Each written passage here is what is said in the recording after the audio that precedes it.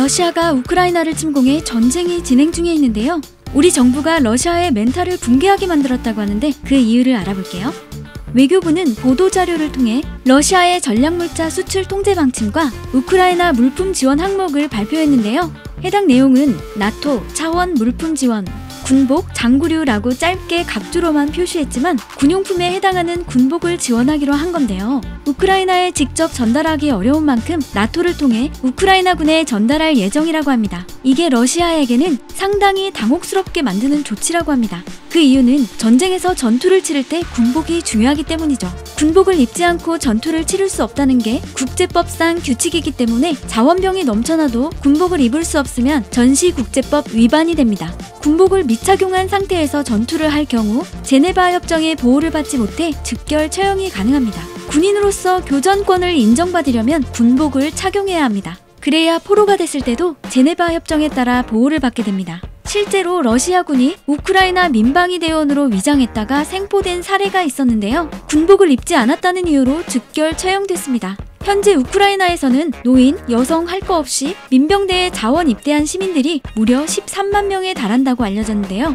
나날이 단단해져가는 우크라이나 국민들의 결사항전 정신은 러시아군이 빠른 속도로 우크라이나 전역을 점령할 거라는 예상을 깨기에 충분하죠. 또 러시아 침공 직후 피난을 떠났던 우크라이나 국민들이 조국 수호를 위해 다시 귀국해 전투준비 태세에 돌입했다는 보도가 있습니다. 문제는 이들에게 입힐 군복이 턱없이 부족하다는 건데요. 군복을 생산하는 나라가 많지 않기 때문입니다. 수십만의 국군 장병을 갖고 있는 나라가 흔하지 않습니다. 미국, 중국, 러시아, 우리나라, 북한 정도죠. 나머지는 많아야 10만 정도 된다고 하는데요. 우리나라는 대략 50만 명의 군 장병이 있고 그들에게 입힐 군복을 자체 생산하는 능력을 갖추고 있기 때문에 전 세계에서 몇 안 되는 군복 생산 국가입니다. 더욱이 우리나라 군복의 품질이 상당히 좋아서 아프가니스탄 사태 때에는 우리나라 개구리복을 차지하기 위해 탈레반과 저항군 모두 개구리복을 입수하는 데 혈안이 됐었다고 하는데요. 우크라이나 역시 자원 입대하는 사람이 늘어나면서 이들에게 입힐 군복이 모자른 실정입니다.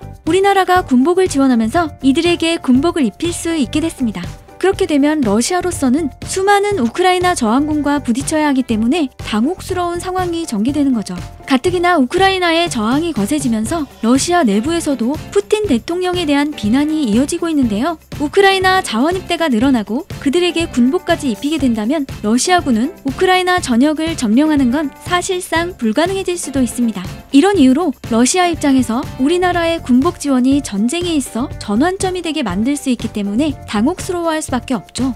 하지만 우리 정부는 군복 지원을 군사적 지원으로 분류하는 건 부담스러워하는 것 같습니다. 외교부는 군복 지원 계획을 발표하면서도 인도적 지원의 범주에 넣어 발표했는데요. 이건 국제사회의 일원으로 우크라이나 사태에 공동 대응해야 한다는 책임감과 이 같은 움직임에 한러 관계에 미칠 악영향 모두를 고려한 딜레마를 드러낸 것으로 보입니다. 제발 전쟁 없는 세상이 왔으면 좋겠습니다. 구독, 좋아요, 알림 설정해주세요.